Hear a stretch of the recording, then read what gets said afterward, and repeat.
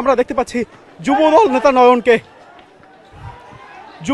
নয়ন তিনি কিন্তু এখানে অবস্থান করছেন। তার হাতে কিন্তু একটি লাঠি রয়েছে, আমরা যেমনটি দেখতে পাচ্ছি একটি প্লাস্টিকের লাঠি।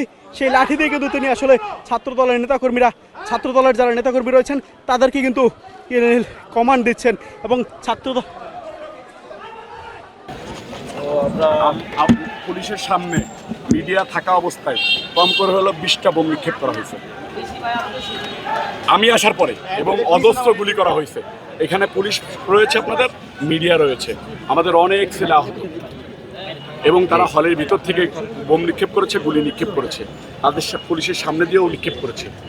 আপনারা এটার একটা সুষ্ঠু তদন্ত করবেন, এটা আমি আশা করি। নিশ্চয়ই আমরা আমাদের ঊর্ধ্বতন কর্তৃপক্ষ আছেন, আমাদের মাননীয় পুলিশ কমিশনার স্যার এবং তার ছাত্রকে আমরা জানিয়েছি এখানকার পরিবেশ পরিস্থিতি, এবং আমরা এই ব্যাপারে সুস্থ সুন্দরভাবে একটা এই ঘটনা শান্ত হয়েছে অলরেডি ইনশাল্লাহ আপনাদের সবার সহযোগিতা, এবং আমাদের পুলিশও খুব কঠোর পরিশ্রম করে সবাইকে আমরা শান্ত করতে পেরেছি মোটামুটি, এবং আমরা পরবর্তীতে এই বিষয়ে একটা সুষ্ঠু তদন্ত করে নিশ্চয়ই আমরা কিন্তু দেখেছি যে আমাদের এমপি প্রার্থী যে ছিল সে এবং তার ছেলের নেতৃত্বে বহিরাগতদেরকে দিয়ে সন্ত্রাসী দিয়ে হামলা করা হয়েছে।